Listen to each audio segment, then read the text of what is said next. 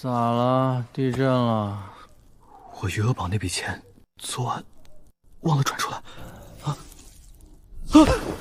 沈博士，这是咱项目路演现场换了个古装版。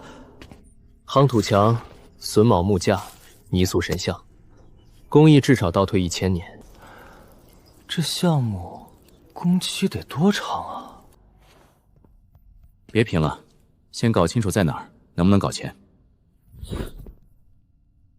等会儿，你意思是咱俩穿了？嗯，没工伤，没税务，没专利法。理论上。发了，沈燕，咱发了！我那破论文终于不用写了，这地方就是创业天堂啊！先活下去，我饿了。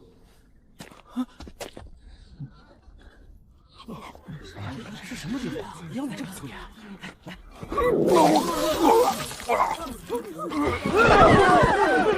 立正，又倒一个！这烟有毒啊！邪气入体，这哪是邪气？这是卤块没除干净，氯化镁吃多了。呸！哪来的风流民，也敢装神弄鬼？就是郎中都看不明白，你俩懂个屁！黄口小儿，休得胡言！不信，那我说说，吃了这盐的人，先是嘴里发苦发涩，对不对？是，苦得很。然后没半个时辰，肚子绞痛，上吐下泻，越拉越虚。那位大姐，你吃的最多，现在手脚发麻，眼前发花，是不是？你怎么知道？我刚还以为自己要瞎了。这正话分毫不差。小先生，你究竟是何方神医？不是神医，就是认得几个字。这盐里的卤没滤干净，吃多了要命。换句话说，你们这盐，吃1口是调料，吃3口是毒药。先生，二位先生，是我们有眼不识泰山，这盐可还有救？沈燕，你看这堆破盐，村里嫌它有毒，城里没人要。可要是给我1夜，我能把它变成雪白雪白的细盐，卖现在10倍的价。10倍价？能做，重结晶体论原理不难，但先说好，咋了？柴火、人工、钢具，成本压在3成以内，超1文，我不干。沈八皮，咱还没开张呢，你就开始算账了？不算账的创业叫慈善。都火烧眉毛了，你还有空擂这破玩意儿？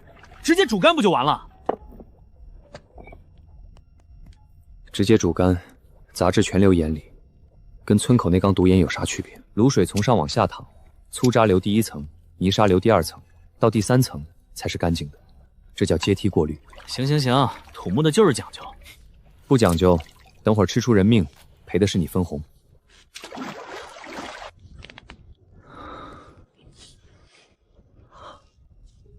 成了，沈岩，你看，白的跟雪一样，一点苦味都没有。纯度够了，就这一锅，熬了半袋。走，进城会有钱人去。这袋盐成本，柴火加人工不到100文。然后呢？卖1两银子。10倍都不止啊！发了！这盐怎么这么白？大姐好眼光，雪花细盐，入口纯净，半点苦涩都没有，做菜提鲜，腌肉不坏。来1包尝尝。这么细，比县朝爷家用的还好，给我来2包。我要5包，给我60包。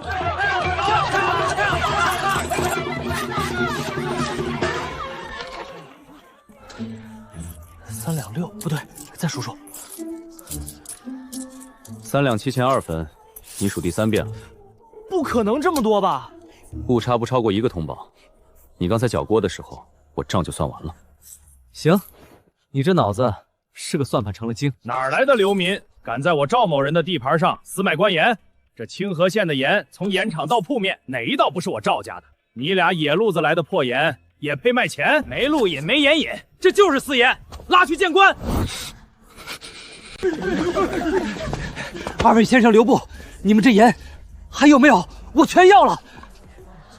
掌柜的，您这是？我济世堂收的雪花盐是入药的药引，纯净无杂才压得住药性。我寻了大半年都寻不着这等成色。你这盐真好，连济世堂掌柜都抢着要，这盐是真好啊！3倍价，这俩后方发了。赵老爷，刚才你说啥来着？我这破盐不配卖钱。赵老爷要是不服，也出3倍，我们匀你2包。好得很，你们等着。有了药铺这条线，稳定出货，咱这盐生意算是立住了。得找个正经地方开作坊。这窑废了，但具体还结实，修一修，改成熬盐的灶，正好，租金还便宜。那还等啥？租，开张！作坊名字是不是该有点讲究？先赚钱，再讲究。2个不知死活的流民，坏我严氏规矩。他们熬的是细盐，可细盐也得从粗盐来。从今天起，全县的粗盐谁都不许卖给那俩流民，断了他们的料，看他们拿什么熬。赵老爷高见，没了粗盐，他们就是有天大本事，也熬不出1粒盐。我倒要看看，断了原料，他们还能蹦跶几天。王老板，开门，今儿多备点货，我要500斤粗盐。没货。没货？昨儿还堆半屋子呢。赵老爷有话，谁卖你们1粒盐，这买卖就别想做了。2位另寻高就吧。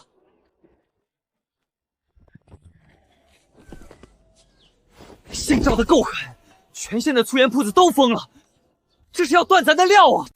跟他抢盐抢不过，他经营几10年的关系，咱俩刚来3天，那咋办？盐生意就这么黄了？谁说要跟他死磕盐了？猪油、草木灰，菜市口就有，他管得着吗？猪油加草木灰，皂化反应？你是说做肥皂？他越断咱的盐，咱越换条路赚他的钱。走，买猪油去。猪油皂化出甘油，去污力比皂角强10倍。沈燕，你这碱烧的纯不纯？纯度不够，皂不成型。草木灰滤了3遍，又过了石灰，纯度够了。你那锅别搅停，皂基要凝。得嘞。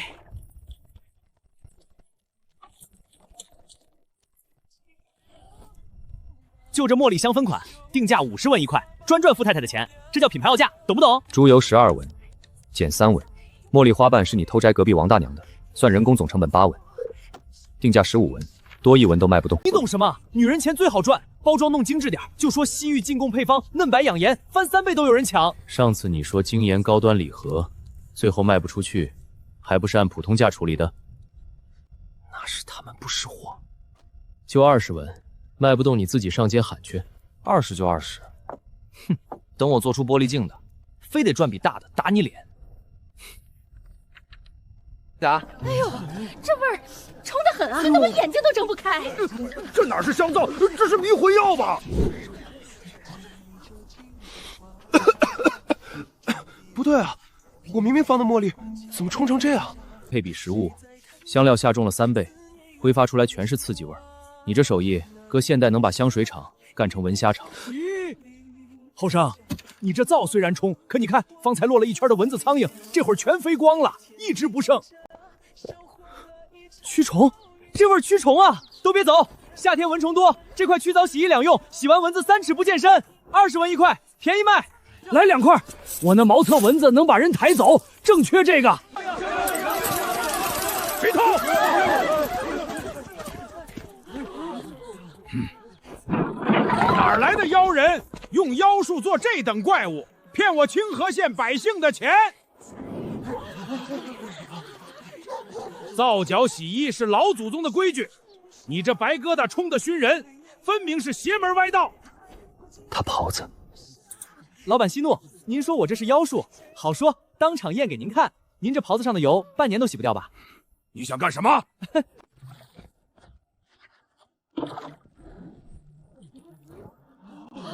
神了，油污说没就没。这皂洗的比新的还干净，给我来10块。20块。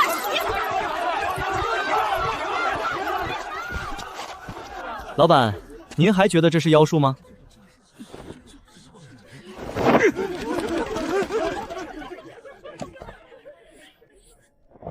踹翻3块皂，60文，回头记他账上。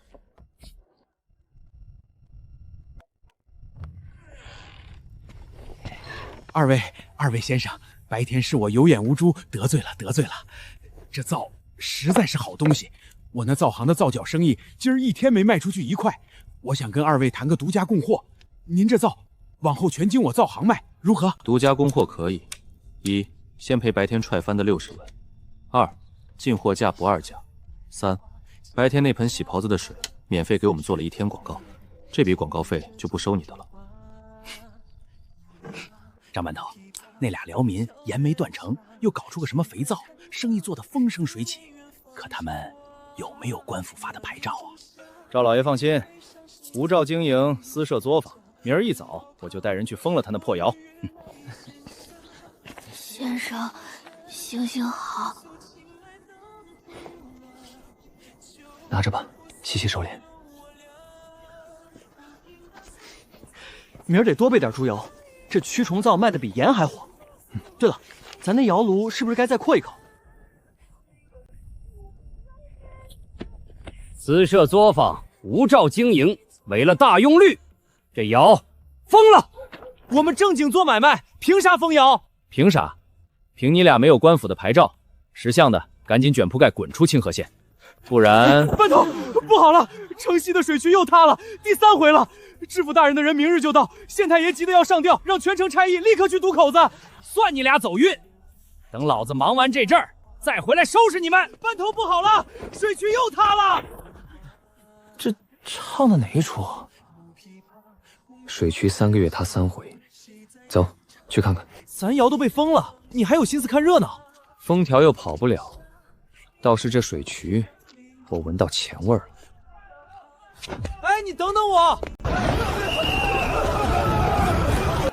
完了！知府大人明日就到，这渠刚修好又塌，我这顶乌纱……湖泊太陡，又没做反绿层，这么修，塌10回也是白砸。谁在那儿说话？切，哪儿来的流民？看你俩这身打扮，怕是连夯土和3合土都分不清。修渠是工部传下来的手艺，岂是你这等人懂的？信不信由您，我只说一句：今晚子时前后，这垮口往北半里，还要再塌一段。一派胡言，危言耸听。塌不塌，今晚见分晓。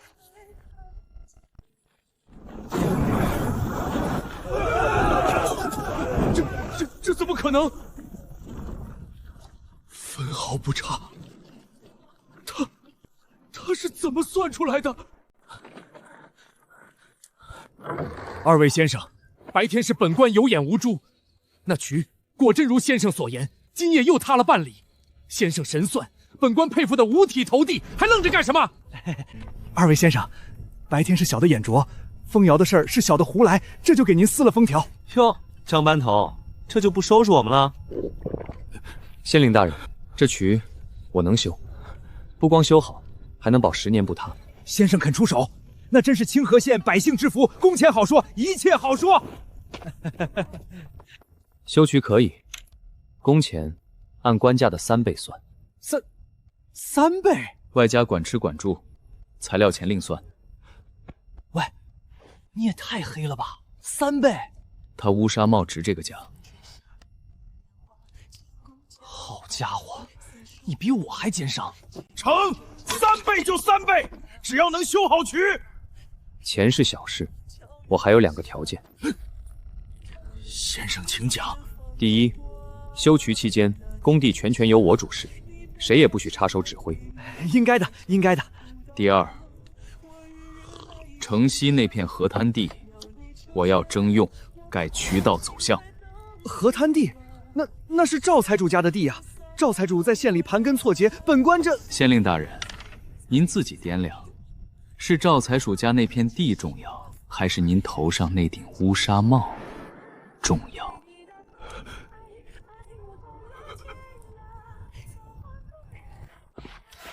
渠线往这边挪3丈，避开那处低洼。这段架渡槽，落差大的地方砌重篱笆。先生，这渡槽是个啥？咱祖祖辈辈修渠没听过啊。这俩先生花样真多。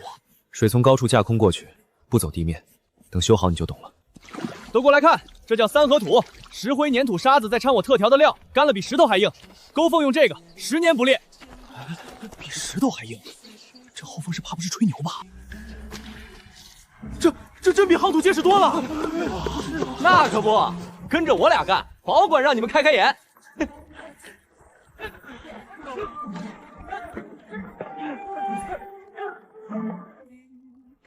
老爷，不好了！那俩流民修渠，把渠道改了道，要占咱们家城西那片河滩地。县令还盖了官印，说是依法征用。什么？那片河滩地是我赵家的，他们也敢动？好啊，盐没断成，灶没压住，现在反倒骑到我头上来了。今晚带几个人摸黑去工地，把他们刚打好的渠基给我偷偷挖塌，到时就说是地基没打牢，自己塌的，谁也赖不到我头上。老爷高明，快挖，专挑这刚打好的承重段。挖空了，他自己就塌。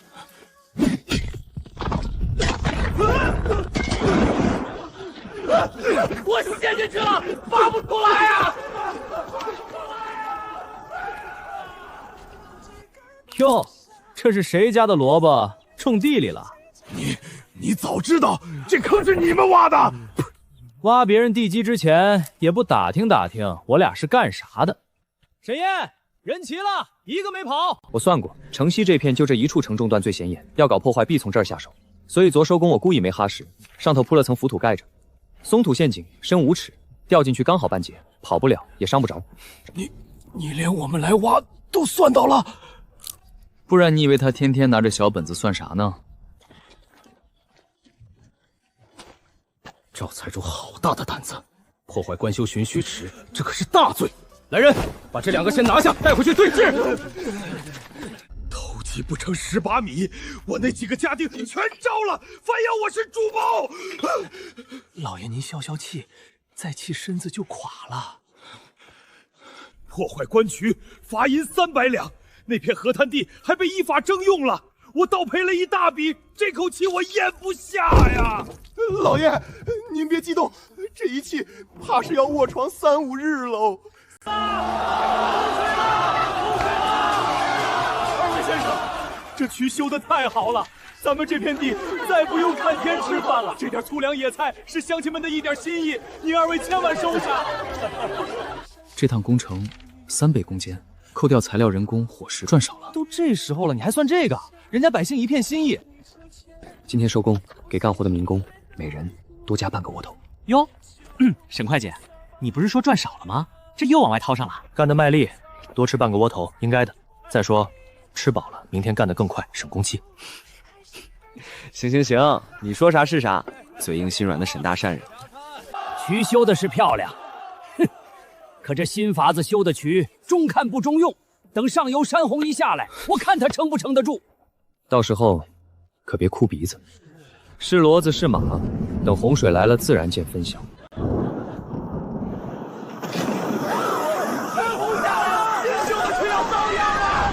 来喽！我就说嘛，新法子修的渠中看不中用，这洪峰一冲，我看他能撑过一炷香不能？是啊，夯土渠都顶不住山洪，这新渠看着漂亮，怕是更脆。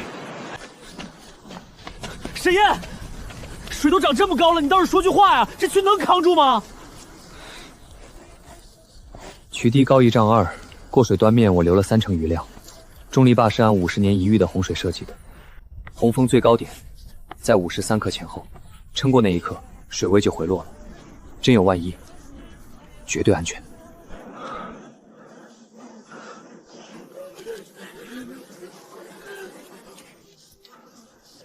沈燕，稳住，最高了。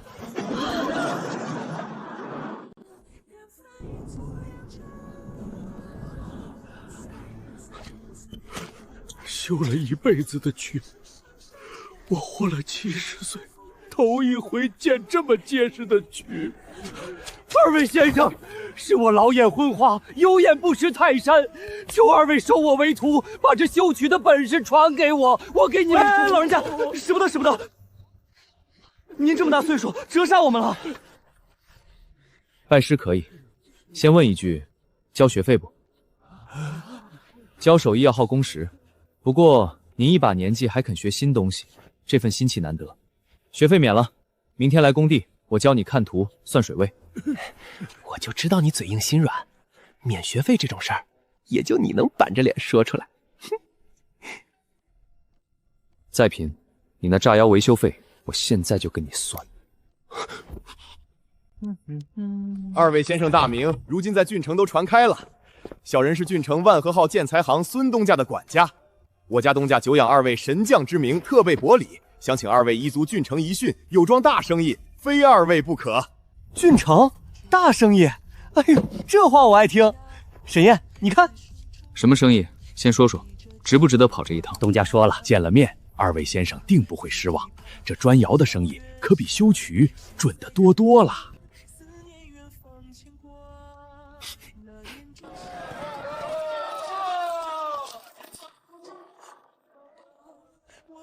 哎呀，二位先生可算到了！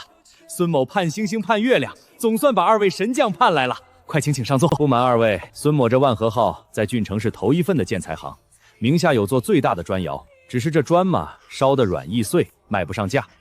听闻二位有点石成金的本事，孙某想请二位帮着把这砖窑的手艺改一改。改砖窑简单，我俩怎么个合作法？二位放心，孙某不会亏待你们。这样，你们把法子交给我的窑工，孙某一次性付二位20两银子，如何？这可是一笔巨款了。20两就想把房子买断，这哪是合作，这是打发要饭的。孙东家，20两买断，亏的是你。此话怎讲？你这砖窑如今一窑烧2000块砖，废品率30%，实出1400块。柴火、粘土、人工，1块砖成本4文，卖5文，1块只赚1文。我改完之后，同样一窑出3000块好砖，废品率降到50%，硬度翻倍，成本降到3文以下，1块砖能卖7文。你算算，一窑能多赚多少？一窑多赚的就不止20两。我们要的是5-5分账。孙东家，我这搭档别的不会，算账他能算到你祖坟里去。成，5-5分账，孙某服了。这叫轮窑，一圈分10几个窑室，一边烧一边装一边出，窑火不熄，循环不停。比你们这种烧一窑歇3天的土窑产量翻3倍。窑火不熄，还能这么烧？粘土里掺3成细沙，1成石灰，再加点我配的料，烧出来的砖硬度翻倍，还不易裂。来，做几块试试。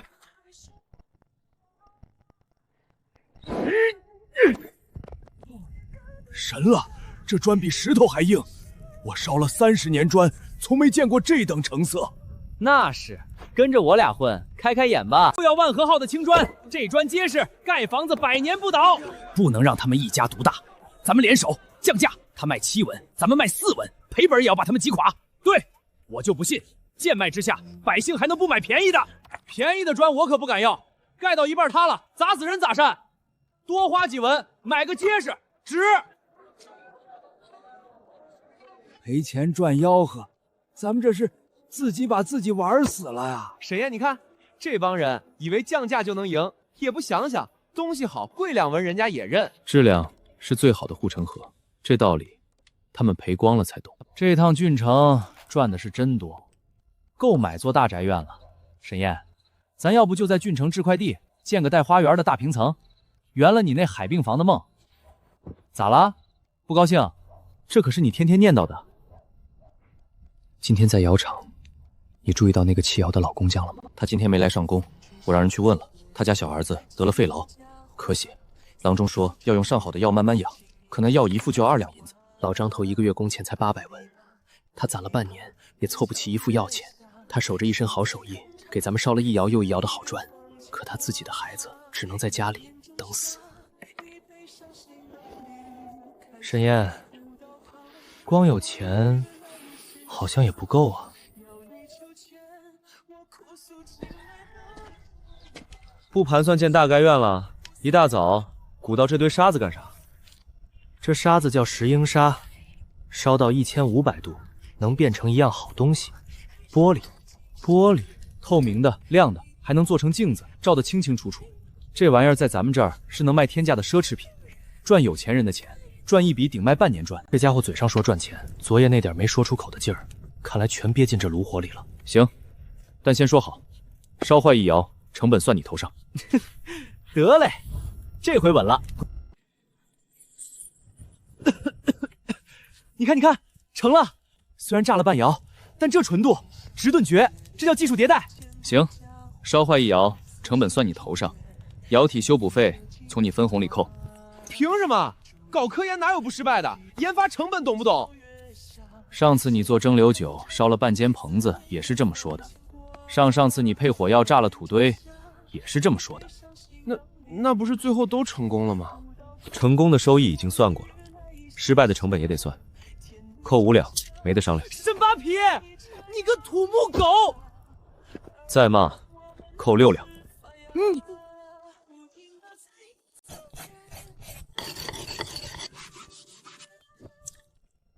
哈哈，我这造型跟唱大戏的花脸似的。沈燕成了，这镜子比铜剑清楚10倍，那些豪绅太太们还不得抢疯了？成本一面3000，这种东西卖3两都有人抢。3两？太少了。听我的，这买卖得这么做。哎，没有看得起这么多。天宫琉璃镜每日现收3面，预购者抽签定制。什么？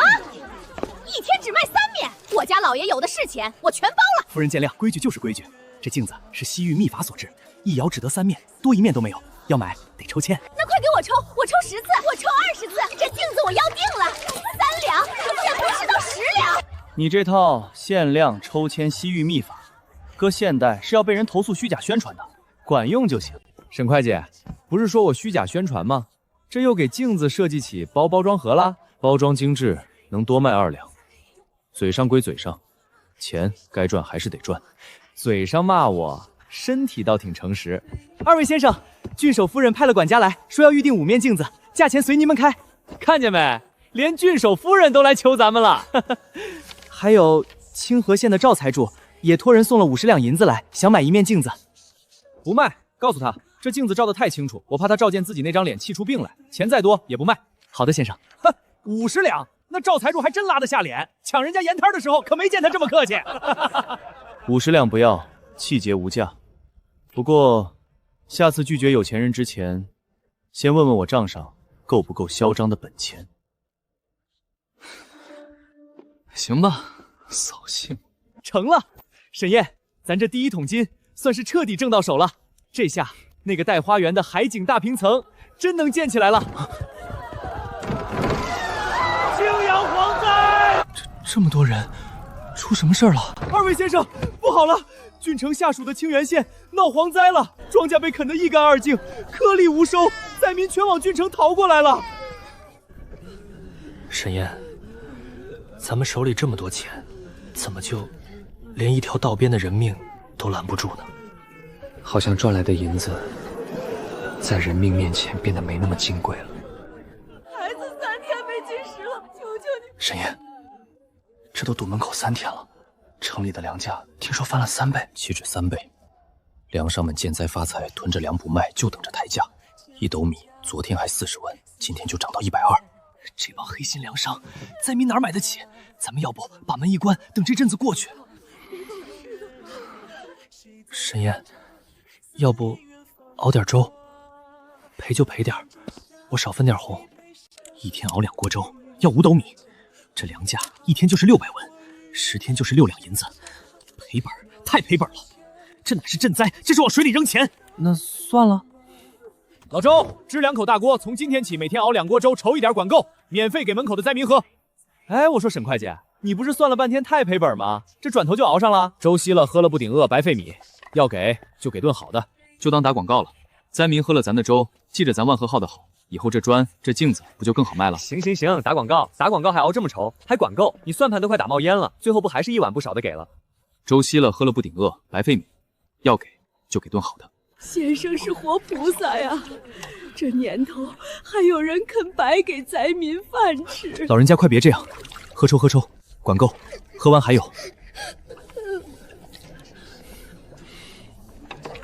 哎，你们可别喝那粥，我听说啊，那2个外乡人的粥里下了毒，专门骗你们这些灾民，喝了过几天就没命了。就是，天底下哪有白给的饭？保不齐安的什么坏心，还是花钱买李记粮行的米实在。都说我这粥有毒是吧？好，今天我当着大伙的面把话说清楚。3 3大碗喝下去了，有毒！我这会儿要是倒下，你们就当我胡说。哼，我的粥没毒，倒是有人自己卖的米有问题，怕被你们识破，才编出毒粥的鬼话。眼见为实，这2碗米，1碗是我熬粥的米，1碗是李记卖120文1斗的好米，泡上水放2天，大伙儿就知道谁的米是好米，谁的米是发霉的陈年烂谷。没信啊！卖120一斗的霉米，还造谣人家的鳝粥有毒！狗官去！就这些粮食，必须严办！看见没？造谣一张嘴，打脸跑断腿。发芽实验成本3文，打了李记几百两的脸，这买卖划算。这几天光米就贴进去7、8两，照这么下去，卖砖卖镜子赚的要被这粥棚喝光了。沈燕，你说这灾为啥年年闹，一闹就死这么多？天灾，蝗虫一来，庄稼颗粒无收，可不就饿死人？不光是天灾，我看啊，是地里产的粮本来就少，百姓没存粮，经不起一点风浪，一遇灾立马就断队儿。咱们光熬粥熬得了一时，熬不了一世。化肥，骨粉、草木炭、硝石，配一配就是简易化肥。庄稼施了肥，亩产能增3成，地里粮食多了，百姓有了存粮，就算再闹灾，也不至于一下子饿死这么多人。熬粥是救急，增产是治本。这买卖不赚钱，但值得做。这才像话，沈大善人。闭嘴！先说好，做化肥的料钱也得记账。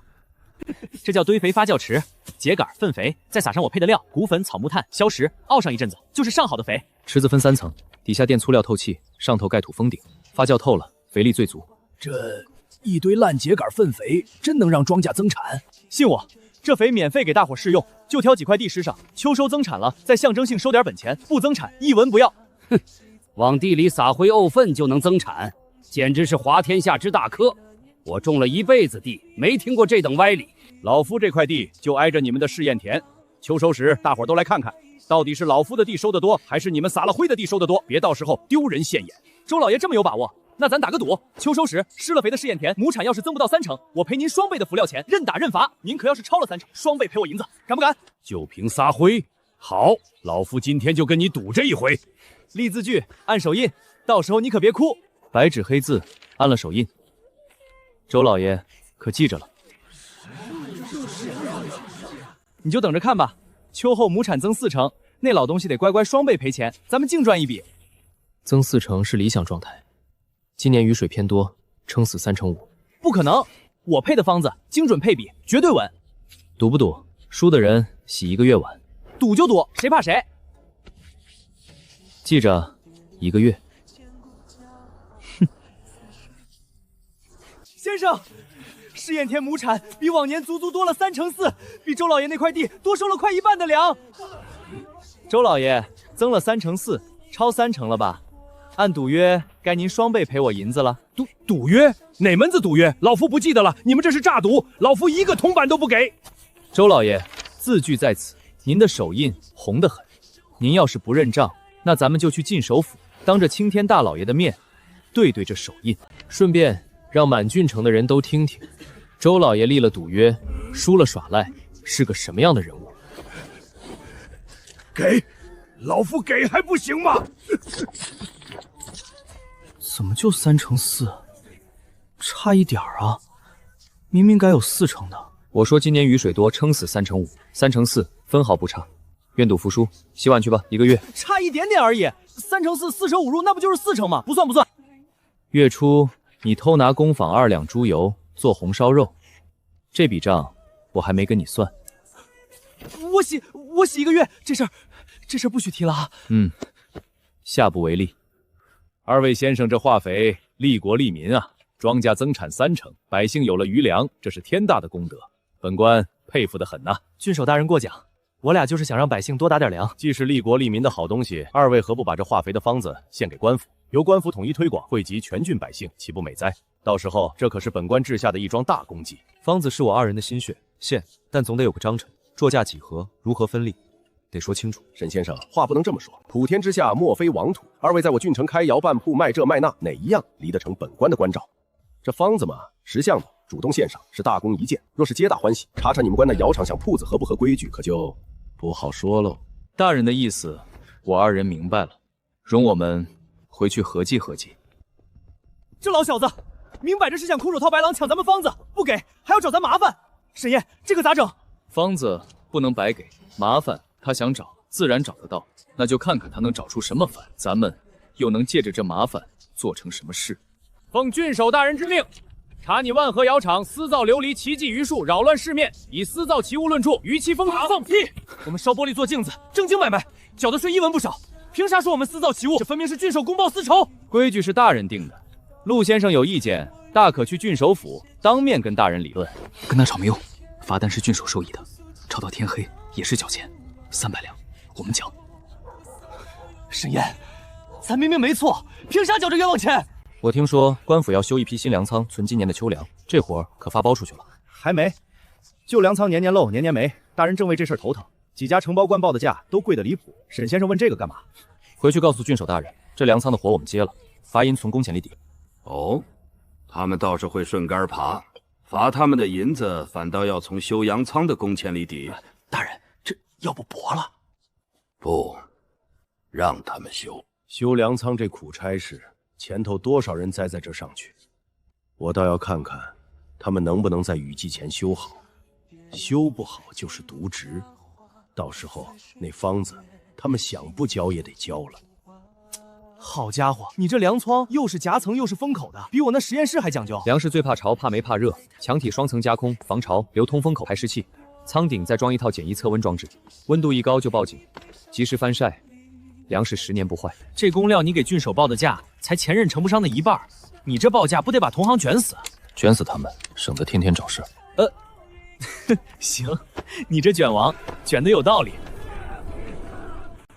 大人，旧仓全完了，粮食没了大半啊！新仓一粒没坏，干得跟晒过似的。大人，这新粮仓保住了1郡的秋粮，是大功啊！按例得上表请功。他想罚咱，想找咱麻烦，结果倒好，反过来得给咱请功发赏钱。这叫什么？这叫搬起石头砸自己的脚。罚银300，工钱抵了，赏钱拿了，名声有了，这趟调南，郡书倒贴。还是你算得明白，痛快。这是发烧了，咋这么多人都病了？先生，城里这阵子闹风寒瘟疫呢，可那药一副就要好几两银子，咱穷苦人家哪买得起啊？只能硬扛着。风寒瘟疫无非是病气作祟，互相传染。烧开水消毒能断传染，清操煮水退热，这些咱们都会。济仁堂的药买不起，那咱就搞个平价的，让穷人也治得起。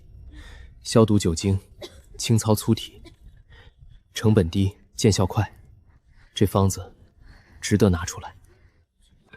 都听好了，这风寒瘟疫会过人，记住3条：第一，喝水要烧开，生水里有病气，烧开了喝断传染；第二，发热咳嗽的来喝这清操煮的水，1天3碗，退热；第三，身上有伤口的用消毒，免得伤口恶化。这些统统免费，分文不取。先生，我家娃喝了3天清操水，烧真退了。这要搁太医院，光抓药就得3两银子，咱哪治得起啊？您2位真是活菩萨。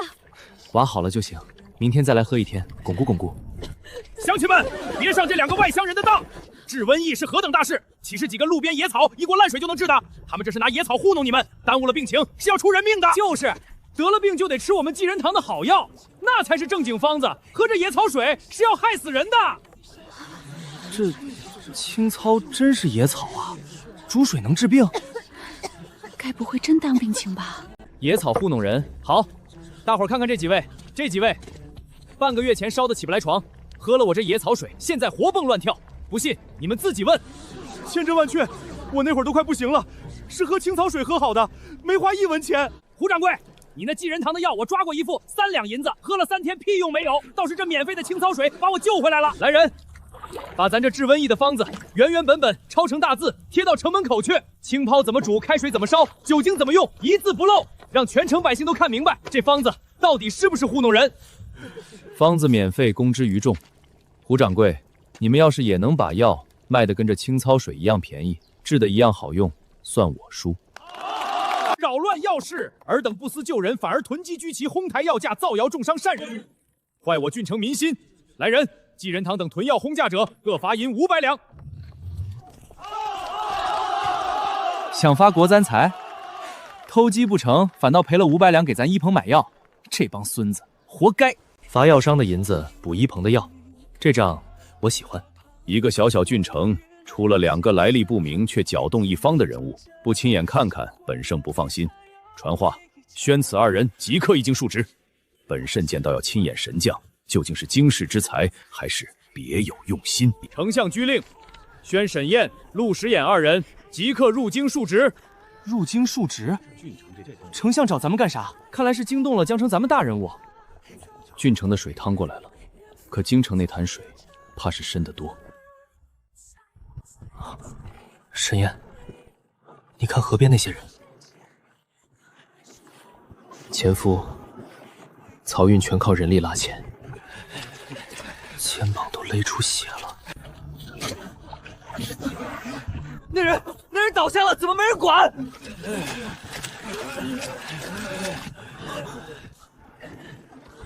就这么没了？累死一个换一个，船还得走，在他们眼里这是命。沈燕，那个抱孩子的妇人，孩子怎么不动？发了高射，没钱请郎中，没钱抓药，硬生生烧没了。这京城脚下，天子眼皮底下，每天都有娃娃这么去喽。镜子，开什么有娃娃这么分店啊？这段运河该修仙道上绞盘，省70%人力。这片旱地缺水渠，引一条能活3个村。城外这片棚户没排污，没干净水井，一场瘟疫就死一片。这一路缺口大不大？太缺了，水渠、官道、粮仓、衣棚，处处都缺。这么多窟窿，该是根本赚不完的钱。可这一刻，谁也没笑出来。进京得交过路费，1人500文，车马另算啊！没钱就城外蹲着。奉丞相调令入京述职，这是郡守公文，过路费免了吧？公文真假还得查验，你们先等着。这城门楼，东3角承重柱地基沉前，墙体裂了，再下一场大雨，雨水渗进去，必塌。胡说八道！这楼几10年了，稳如天山，你个外乡人也敢妖言惑众！再胡说，我把你抓起来！塌不塌，今晚见分晓。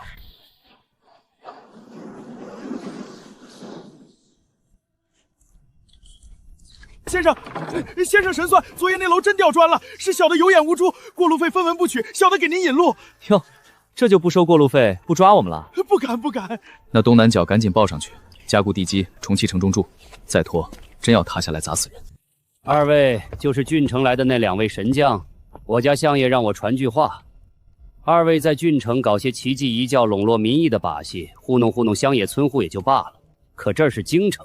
天子脚下藏龙卧虎，2位出身不明，来历不清，凭几样上不得台面的小玩意儿就想一步登天。相爷劝2位安分守己，夹着尾巴做人。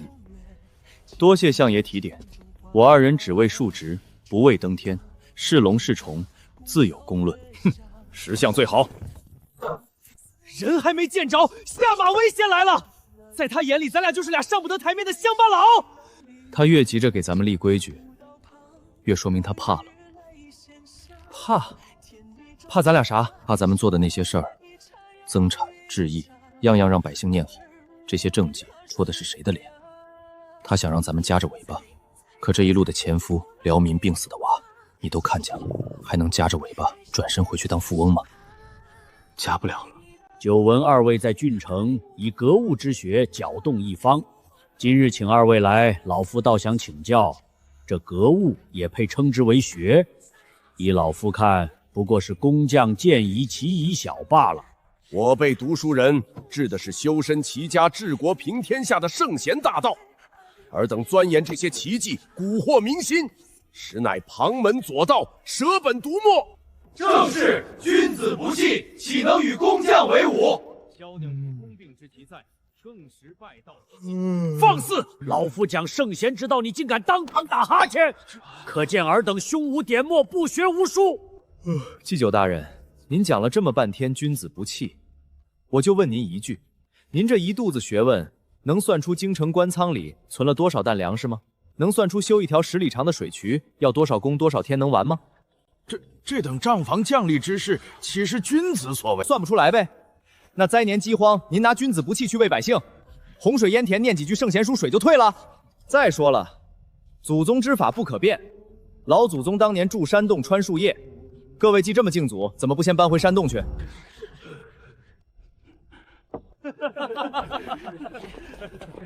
孔庆景说格物不是学问。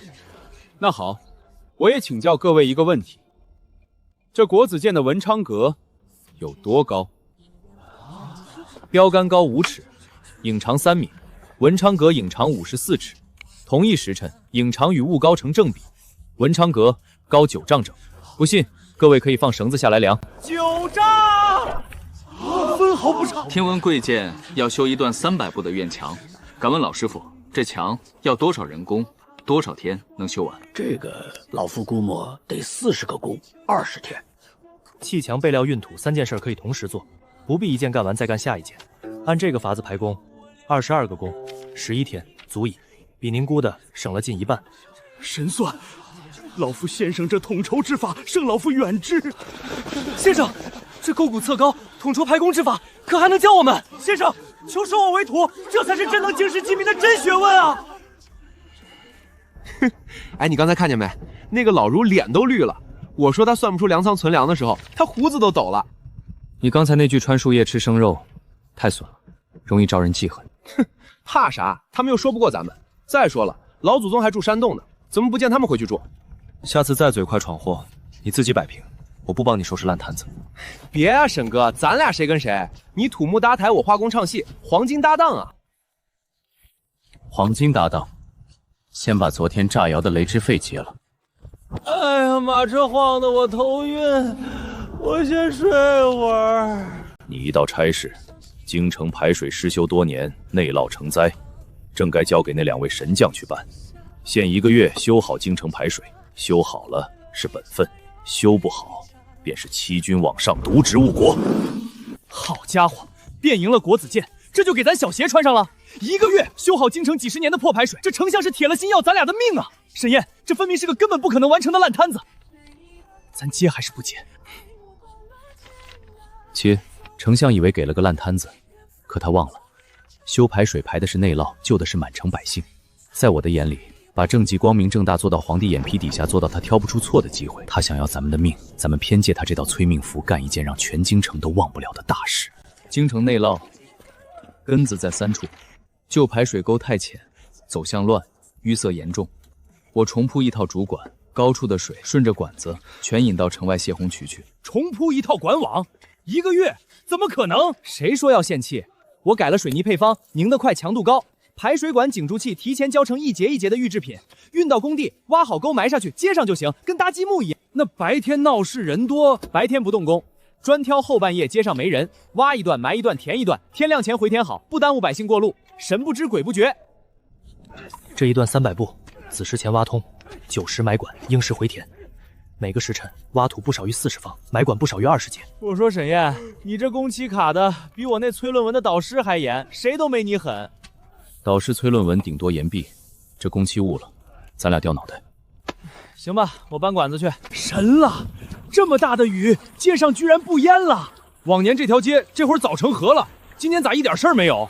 是那2位先生修的排水管，这下雨季再不怕淹了。好，困了京城几10年的内涝，这人20天就给朕解决了，利国利民的大功。丞相，你给2人派的这桩差事派得好啊！传旨，沈燕、陆时设有功，赏黄金1000两，绸缎100匹。沈燕，咱们从川过来到现在，赚的这些钱，够花10辈子了吧？够了。我知道你想说什么，修个排水能救一城，可这天下不止一个京城。咱们有技术、有钱、有皇帝的赏识，要是这都不做点什么，只顾自己舒坦，那咱们这一趟穿越就白来了。咋了？天塌了？2位先生，城外又出大事了，京畿大旱，3个月没下1滴雨，庄稼全枯死了，粮商趁机囤粮，米价翻了10倍。赈灾粮呢？朝廷不是拨了赈灾粮下来？邪门就邪门在这儿，官仓的赈灾粮食迟迟不开，市面上倒全是高价粮，穷人买不起，路边都开始卖娃了。卖娃跟咱们没关系，东西收拾好，回郡城。你说真的？京城这腿太深，走。先生，我看你们前儿在城里给好多人施过药，你是好人，这个给你吃。拿着，先生不饿。沈燕，不走了。回什么郡城当什么富翁？囤粮的倒卖赈灾粮的，逼得百姓卖娃的这帮孙子，老子跟他们刚到底！早知道你忍不住，账本我压根没收，这一路的漕运数我都记着。你个老抠，合着你早算到了？废话，你这点心思我看不透。想查赈灾粮去哪儿了？跟我来。对不上，漕运记录。运进京畿的赈灾粮10万担，可入了官仓发到灾民手里的，账面上只有4万担。那6万担呢？半道被人劫了。沈燕，你看这空粮袋袋底子沾着一层白霜似的东西，是盐碱，骗不了人。这种盐碱土，京畿一带只有城西20路外的洼地才有。粮袋在哪儿存过？矿物残留骗不了人。这批消失的6万担藏在城西。报，地窖全是官镇的粮包，整整6万担。这官镇2字，你怎么解释？漕运少6万担，盐碱对得上城西，粮包印着官镇，人赃并获，还想狡辩？不关我事啊，是上头让我经手的。上头？哪个上头？说，是张侍郎，还有李双重，还有。好得很，朕的赈灾粮，救命的粮，被你们这群蛀虫虫半道劫去，高价调卖。传旨。抄没家产所得粮款，全部充作赈灾，即刻开仓放粮。6万石连夜送出去了，那小姑娘总算能喝个口热粥了。可下一回呢？沈燕，我想明白了，治一场瘟疫救一城，查一桩贪墨救一方。可这天下的窟窿太多，咱们救得过来吗？救不过来，头痛医头，脚痛医脚，永远是治标。所以光当救火队没用，得让地里多打粮。让百姓有渠灌田，有路运货，有学上，有书读，从根上把这世道改过来。奢侈品、快钱不赚了。从今往后，咱们要做的是真正能改变这个时代的事。兴农桑，全国推广化肥2种新农具，亩产倍增，修水利，兴修水渠至漕运，加固河堤。办学堂，广设平民学堂，教数理格范，不论出身，有教无类。荒唐！广设学堂教什么格物？这是动摇国本，败坏祖制啊！陛下万万不可！臣以为可行。此3策若成，乃万民之福，社稷之幸。这2个外当人这一次是要掀翻整张桌子来。这是水泥官道的规划图，以京城为中心，修4条主干道，贯通南北，连接东西。土路一遇雨就成泥潭，车马难行，货运一趟要10天，换成水泥路。晴雨不阻，同样的货3天就到，运费降1半，南边的粮，北边的盐都能流通起来，最后得利的是天下百姓。荒唐！修这么多少民夫，耗多少国库，劳民伤财，祸乱祖制。土路走了上千年，老祖宗都这么过来的，何必折腾？以老夫看，纯属多此一举。你又要说那句？前辈这话在理啊！老祖宗走了上千年土路，穿树叶吃生肉。那老祖宗当年还住山洞，穿树叶吃生肉呢。前辈这么念旧，怎么不接着穿树叶吃生肉去啊？你嘴别这么损，给人留点面子。行吧。毕竟脑子不好使，不容易。沈燕，你比我还损。荒吵无用，这样先修一段10里的样板路，朕拨款，修好修坏，事实说。沈燕，成了，这路平的能跑马，就等那帮老顽部来看了。要下雨了。下雨？那燕路不就泡汤了？不，雨正好。土路一下雨就成泥潭，水泥路晴雨不阻。这2条路的差别平时还看不真切，一下雨一目了然。去回禀圣上，样板路已成，请圣上下一场雨，召百官来此验路。是。绝了！专挑下雨天验路，让那帮老顽笨看个明明白白。哼。这雨天验路还是他自己求的，下这么大的雨，那奇迹路怕是早稀烂成泥了吧？咦，怎么这么稳？老爷，您看这路面，下这么大雨，一个水坑都没有，车轮上连泥都不沾啊！那条老土路上，那是牛车陷住了。可不，往年咱们走的可都是那样的烂泥道。您再看脚底下这水泥路。停车，我亲自走一趟。老大人，这路还多此一举吗？事实比组织好使。老爱卿，这雨天验路是你自己求来的，亲眼看了那水泥路到底如何？回陛下，瓢泼大雨里，那路车轮不沾泥，平稳如常，老臣无话可说。好，连反对最凶的老爱卿都心服口服了。样板路事实俱在，全国水泥官道准了，着沈验路师眼，总领此事。乡亲们，那2个外乡人要修的路，从咱村祖坟上压过去，这是要刨咱祖宗的坟呐！破了风水，断了龙脉，咱村子要遭报应，断子绝孙的。沈燕，这是被人带节奏了啊！咱明明是修路造福，怎么成刨祖坟了？总不能跟村民动手吧？不能硬来，越硬越中了那帮人的圈套。你要改路线，不光绕开祖坟，还要让这帮被人当枪使的村民反过来求着咱们修。不许动土！你们这路要从我王家的祖坟上压过去，祖宗埋了8辈子的地方，你们说刨就刨，我今天就是死也挡在这儿。对，破了风水，断了龙脉，咱村儿要遭报应的。沈燕，这帮人被那几个狗腿子忽悠瘸了，听不进话，咱总不能硬来吧？老人家，您先消消气。我问您一句，这路要是不动您家祖坟，您还拦不拦？不动祖坟，这路明明就从坟头过，你们当我老瞎子？土是死的，路是人画的，坟不能动，那就让路绕着坟走。您指给我看，您家祖坟在哪儿？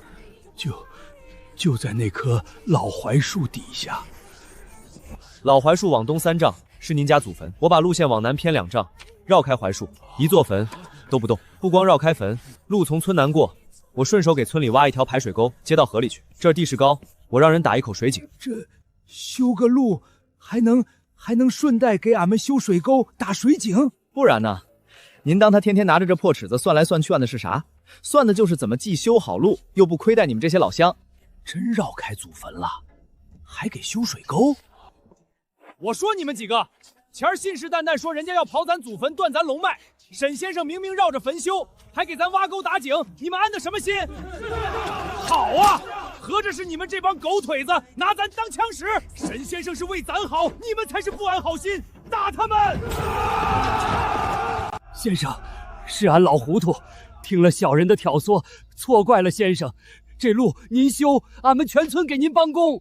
行啊，沈会计，一套尺子把围工地的刺头全变成帮工的了，这招比咱当年打脸还高明。百姓不傻，你是真心为他们好，还是拿他们当枪使？他们看得明白。对了，沈燕，光修路还不够，咱折子里写的兴农桑，我那化肥工坊前阵子总算建起来了。今儿一早接到信儿，头一批化肥已经出坊了。产量如何？大着呢。工坊一开，化肥管够，周边几个州县庄稼都施上了。照这势头，今年秋粮要比往年多收30%，粮一多，粮自然往下落，百姓这下买得起粮，饿不着肚子了。粮价往下落，百姓是得利了，可有一群人要亏大了。谁？囤粮抬价的那帮世家粮商，他们就指着粮食涨价发财。你这化肥一出，粮价一跌，断的正是他们的财路。断就断呗，他们少赚点黑心钱，百姓多口饭吃，天经地义。都怪那2个外乡贱民，一个修路占咱们的地，一个搞什么化肥，把粮价压得一落千丈。咱们囤的那几仓粮，眼看就要烂在手里，亏得血本无归。不能再拖了。那化肥他们的命根子，只要毁了工坊，断了化肥，粮价自然就能涨回来。明的不行就来暗的，今夜派几个利落的，摸黑去那工坊，一把火烧了他的原料堆，没了原料，看他拿什么造化肥。就这么办，记住要干净，别留首尾。就是这儿，浇上油，点了它。走水了，走水了！原料堆着火了，快救火呀！老李，你伤得怎么样？先生，夜里冷不丁就着了火，我俩去抢原料，被火燎了，骨粉、草木炭烧了大半了。沈燕，这火不是天灾，是有人故意放的。职业的工人都说，起火前看见几个黑影，是纵火。纵属商人毁我工坊，这笔账我非查到底不可。过来看，这儿逃跑时留下的脚印还没被踩乱，软土留印我量过了，脚印深1寸2，步距3尺。按这个深度和步距反推，纵火的人体格壮硕，身高约摸7尺2，体重在180斤上下，错不了。沈燕，你看这脚印里沾着的这点灰白色粉末，这不是工坊的原料。骨粉是黄白的，草木炭是黑的，这粉是矿粉，能查出是什么矿？我天天跟矿料打交道，这点本事还是有的。看好了，化学显色法。果然，这是一种含铜矿石的粉末，遇到我这药水才显靛蓝。这种矿，京畿一带只有一个地方出。哪儿？城西崔家的私矿，除了崔家那座矿，方圆百里再没第二处出这种矿。能在鞋底沾上这种矿粉的，只能是崔家矿上的。身高7尺2，体重180斤的壮汉，鞋底沾着崔家私矿的矿粉，半夜出现在工坊放火，人证物证体貌全齐了。崔家想赖，赖不掉。堂下所贵何人？小人崔府家奴张彪。崔家主，此人你可认得？大人明鉴，那夜放火的是我府上这个奴才，他与人有私怨，自作主张，与我崔家何干？要罚要杀，处置他便是。是小的一人干的，与家主无关。顶罪！我倒要问问这位凶手，你身高几尺，体重几何？小的身高6尺8，瘦不到130斤。大人，现场逃跑的脚印深1寸2，步距3尺，反推凶手是身高7尺2，体重180斤的壮汉。可这个认罪的家奴身高6尺8，体重不到130，脚印对不上人。这家奴是被推出来顶罪的替死鬼。血口喷人！你凭什么说是我崔家矿上的人？凭这个，现场脚印里的矿粉，经我当众查验是含铜矿石的粉末。这种矿方圆百里只有你崔家城西的私矿才出，不信大人可当场再验一次。来人，去崔家矿上取矿石来，当堂验对。诸位看清楚了，同一块矿，同一种蓝，脚印里的矿粉只出在崔家城西那座私矿。崔老爷，解释解释。好一个崔家！朝廷推行兴农桑办化肥，是为天下百姓谋活路。你崔家为了自己囤粮发财，竟敢纵火回坊，烧伤工匠，还想推个家奴顶罪，欺瞒朝廷。传旨，崔家纵火行凶，阻挠新政，罚银10万两，充作工坊重建与涉案族人一律严办。想烧我工坊，偷鸡不成，反倒赔了10万两，丢了爵位。这帮人真是搬起石头砸自己的脚。连崔家这样的门第，纵火都被夺爵罚银，那些还想暗中使绊子的世家，这下谁也不敢再明着搞破坏了。这10万重建够了，工匠的汤药钱也有了，这笔剩下的，我倒有个更好的去处。哦，你想干啥？咱们折子里写的第3条，办学堂，光靠咱俩救不过来这天下。可要是能教出成百上千个懂算学、懂格物、懂营造的人呢？你是说拿这笔罚银办一所学堂？不收学费，专收平民子弟，教数理、化工、营造，把咱们会的这些真本事传下去。好，这个好，就叫格致书院，格物致知，把科学的种子撒到这片土地上。不收学费，教平民子弟，还教什么算学、化工、营造？这是要把圣贤经典置于何地？荒唐！此乃教旁门左道，毁我圣贤道统。这书院万万开不得啊！瞧瞧，不收学费还管饭，专收咱们这些泥腿子的娃，能教出个啥名堂？我看呐，纯属那俩外乡人嫌钱多瞎折腾，过不了几天准黄。沈燕，你听听，还没开课呢，就一群等着看咱们笑话的。种子撒下去，先发了芽，旁人才信这地里能长出庄稼。都进来吧，今天起管饭管教，学好了，将来算账、修渠、造物，都能养活自己，养活家里。今天咱们讲燃烧，我给你们做个火焰变色的小实验，看好了啊，保证你们没见过。慢着，昨天你做实验烧了讲台桌布，3000银子记你账上了。今天这个实验要是再烧着东西，双倍扣。沈燕，在学生面前给点面子行不行？面子不值钱。沈扒皮，迟早把你工坊都霍霍了。你说什么？我说沈老师说的对，我们要节约成本，严谨实验。先生，我怎么变绿了？这就是格物，万物背后都有道理。学会了，你们也能让火变色，让铁变利，让地里多打粮。小娃娃，你们先生说你们会算账，我这堆烂账记了半年，我自己都理不清。大叔，您这半年赊出去3两2钱，收回来1两8，还差人家1两4。还有这笔，您记重了。乖乖，我家那败家小子以前连铜钱都数不清，你们半个月就教的能给我算账了。大叔您再看，我们加了点东西，这豆腐出的又多又嫩。还有这个，先生说这叫杠杆，再重的东西找对了地方，一根棍就撬得动。我也要送，我家娃也要进格致书院。墙头那几位小公子想听课从大门进来呀，我们书院可不嫌弃你们是世家的。哟，孔记主，这位是您家孙少爷吧？怎么不在国子监读圣贤书，跑我们这旁门左道的书院窗给底下来了？谁要听你们的歪门邪道？老夫是不放心，亲自来看看你们到底在教这些孩子什么乱七八糟的东西。那您看着，我不打扰。半个月10几个穷孩子就能算账，能改良豆腐，能用巧力撬石，连孔记主的孙子都偷偷去听课。奇怪，朕从小读圣贤书，身边都是饱学之士，可这革旧之学教出来的东西，怎么一桩桩都这么戳人？陛下，要不召沈陆2人进宫，细细问来。召他们进宫，他们说的都是想让朕听的，朕要看的是真的。传话下去，备一身便衣。这书院还有书院外头的百姓，朕要亲自去看个明白。这一回，朕要亲耳听听这天下的百姓到底过得好不好。老人家忙着呢，跟您打听打听，你们村边这条新修的水泥路走着可还好？好，那叫一个好！下雨天再不烂泥糊脚，推着粮车一路顺到镇上，省一半力气。村里这沟这井也是修路那2位先生顺手给挖的。往年挑水来回2里地，如今出门就有井，下雨也不淹了。好是好，就是太晚喽。太晚？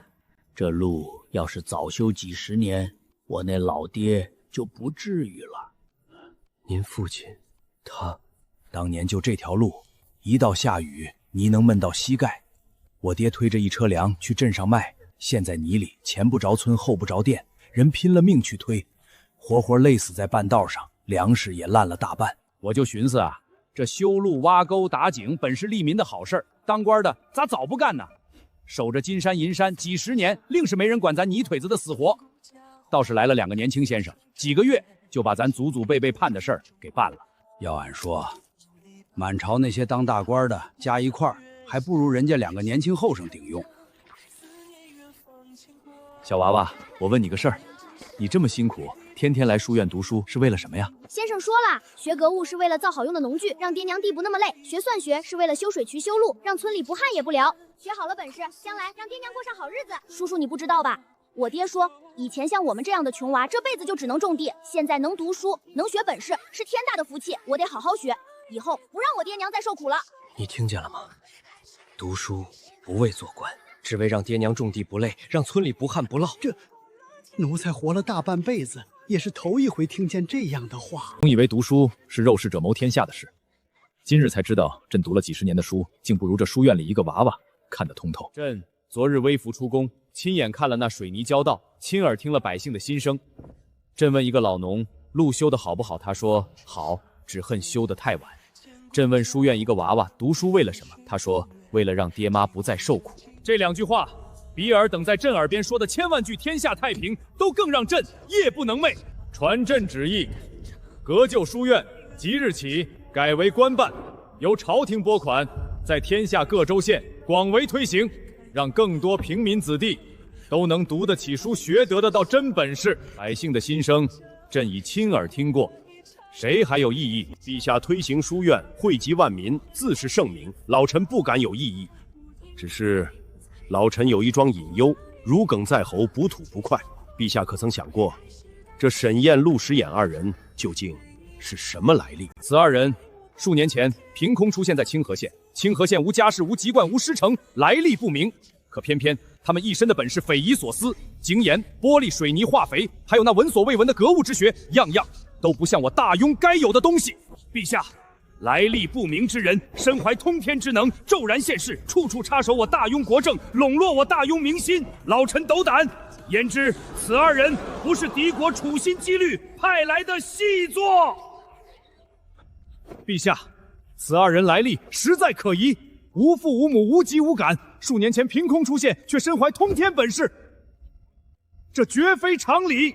臣恳请陛下即刻将此二人下狱彻查。若真是敌国细作潜伏我大庸腹心，后果不堪设想啊！丞相所言极是，来历不明，其心必异，请陛下彻查。此二人妖言过重，收买民心，断不可再让他们插手国政。陆时言，事关谋逆大罪，你还笑得出来？我笑您这脑子，说我是细作。行，我若真是细作，费心教种地修渠办学堂，图什么？真有坏心，直接在化肥药里下点毒，毒死你千千万万人，那才叫细作。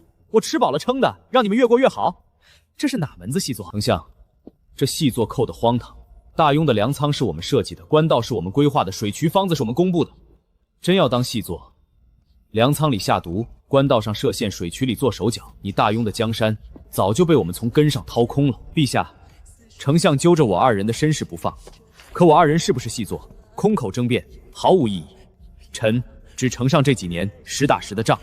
自二人推行新政以来，北地推广化肥良种，粮食亩产增产30%有余，兴修水利，水渠贯通千里，旱涝之地失去其期，铺设水泥官道，南北四通八达，货运之费降越1半，推广平抑房各地10亿，病死之数锐减过半。我二人是不是细作不重要，重要的是粮仓满没满，水渠通没通，路好不好走，病死的人少没少。若百姓过得更好了，是何来历又有何妨？祸国殃民，纵是天皇极贵又有何用？丞相要查他们的来历，可朕只问一句：这粮仓、这水渠、这官道、这学堂是不是真的？百姓的日子是不是真的比从前好了？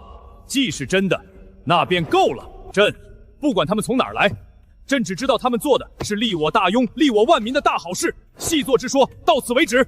谁再敢以身世为名，行构陷功臣之实，扰乱新政，朕绝不轻饶。沈晏、陆时言推行新政，功在社稷，特设革修院，封沈晏为革师院正使，陆时言为副使，全权主持全国革新。臣领旨谢恩。嚯，咱俩一个土木狗，一个化工人，这辈子没想过还能穿上这色的衣服。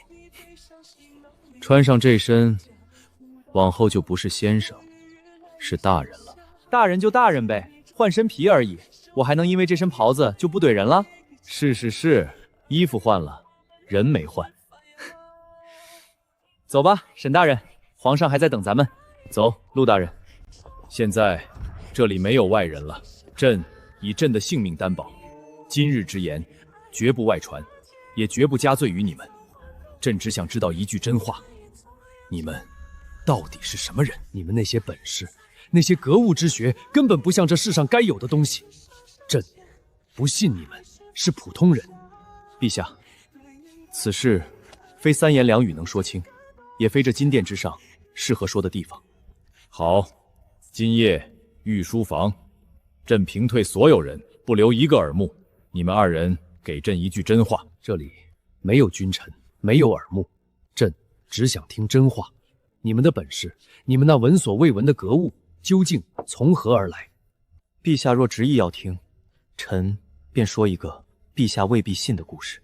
我与陆时彦不是大庸人，也不是这个时代的人，我们来自一个比如今的大庸要晚上整整1000年的时代。不是这个时代，在我们来的那个时代，陛下今天看到的这些精研、玻璃、水泥、化肥、格物之学，都不算什么稀奇玩意儿。1000年后，你们是神仙？陛下，我们不是神仙，就是俩普通人。那1000年后的那个时代也有皇帝吗？那里的皇帝也像朕一样坐拥天下，君临万民吗？陛下，那个时代没有皇帝了，没有皇帝，没有世家，也没有谁生来就是泥腿子，生来就只能种地。在那里，人人都能读书，人人都能凭本事做事，人人都能决定自己的活法。人人都能决定自己的活法，那样的世道真好啊！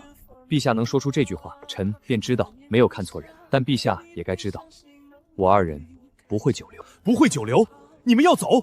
朕封你们高官厚禄，要什么有什么，为何要走？陛下，我俩要的从来就不是高官厚禄。说句掏心窝子的，我俩刚来的时候，满脑子就想着搞钱，过自己的舒坦日子。可这一路走下来，看见太多了：运河边累死的前夫，城外饿死的灾民，工厂里病死的娃。我俩才明白，光我俩搞钱享福没用。这天下缺的不是俩能人，缺的是把这些真本事留下来，生根发芽。所以我们办书院，教格物，就是想把能改变这个时代的种子撒下去。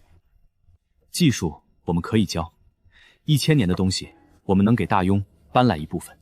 可这条路，往后大庸要怎么走，能走多远，得靠你们自己，靠陛下，靠着朝堂，靠那些书院里的孩子，一步一步自己走出来。我们就是俩引路的，路修好了，我们这俩外人迟早是要功成身退的。朕替大运千万万的百姓谢过二位先生。你们说这条路要大庸自己走，好，那朕就先走给满朝文武看，这祖宗之法、君臣之礼、士农工商的尊卑，压了这片土地千百年。要变，光靠你们俩教，靠几个孩子学不够。朕决定，明日亲赴格鸠书院，以一介学生之身，听沈燕、陆时衍二位先生讲一堂格物之课。陛下，万万不可啊！天子之尊，岂能屈身去听匠人之学？祖宗颜面何存啊！陛下，今天讲乘法，要算得快，得先记住口诀：99乘法表，11得1， 12得2， 22得4。来，跟我念：11得1， 12得2。老爷爷，你怎么不念呀？这个朕，我以前没学过啊。这么简单的口诀，老爷爷你都不会呀？3、3得9，你会不会？没事儿没事儿，老爷爷你笨一点，慢慢学，我教你。3、3得9， 3、4、12，你跟我念。3、3得9， 3、4、12，是4，不是10。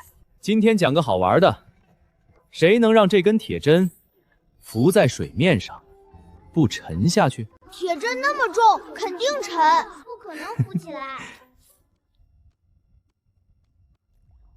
哇，浮起来了！看见没？这叫表面张力。水面有一层看不见的皮，铁针虽重，可只要轻轻放，不弄破这层皮，它就能浮着。万物都有道理，摸透了道理，就能为我所用。这就是格物。朕做了这么多年皇帝，以前总觉得祖宗之法天经地义，一个字都不能变，谁要变，谁就是动摇国本，就是大逆不道。可今日坐在这书院里，听了这一堂课，看着这些孩子的笑脸，这满院的生气，朕才明白，祖宗之法不是不能变，不变，百姓就要受苦。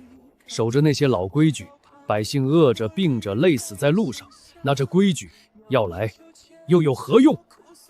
陛下能想通这一层，是大庸之幸，百姓之幸。从今往后，但凡是利国利民的新政新学，朕全力支持。这变革的门，朕替大庸推开。沈燕，你看，咱们当年教的那10几个穷小子，如今都能自己带学生，自己干活了。化肥有人会配了，路有人会修了，书院有人会教了，咱们撒下的种子，自己长成林子了。这么说，咱俩这俩引路的，是不是快该功成身退了？火种撒下去了，也烧起来了，剩下的路该他们自己走了。咱们的事儿快办完了。沈燕，又算什么呢？咱俩这点家底，还用得着天天扒拉？不是咱家的账，是青州、并州还有岭南那3家新书院报上来的，这季经费还差一截。我算算，从哪儿匀点出来补上。我说你啊，当年那个抠门抠到骨头里的沈扒皮，如今天天算的不是自己赚多少，是各地学堂的钱够不够花，你自己都不觉得稀奇。你也好不到哪儿去。前儿你不是把工房大半年攒的钱，全给城南那家新校园捐了教材？那不一样，那是为了让娃娃们有书读，投资未来。嘴硬，当年那个见钱眼进的陆奸商，如今钱没赚着，倒贴倒成了习惯。行行行，咱俩都不是当年那俩满脑子搞钱的玩意儿了，中不？沈先生，陆先生，学生可算找着您二位了。哟，这不是当年书院头一批的狗生啊，不，大壮吗？你小子不是去并州修水游了？先生好记性，学生正是去并州了，跟您报喜，用先生教的法子，并州那条荒了几十年的旱渠，学生带着人半年就给修通了。如今盐渠两岸3里旱地全变成了水浇田，今年头一回有了收成。乡亲们，让我无论如何给您二位磕个头。使不得，你小子自己有本事把渠修成了，谢我俩干啥？先生，要不是您办书院教格物，我这辈子就是个面朝黄土的庄稼汉。不光我，二娃在青州办了纺织工坊，铁柱去岭南改了新篱笆，狗蛋自己也当上了书院先生。咱们这批当年的穷小子，如今都在各地干出了名堂。先生放心，这本事我们会接着传下去。好小子，干得漂亮！记住，本事是你们自己学的，路是你们自己走出来的。往后，把这本事接着传下去。学生记下了。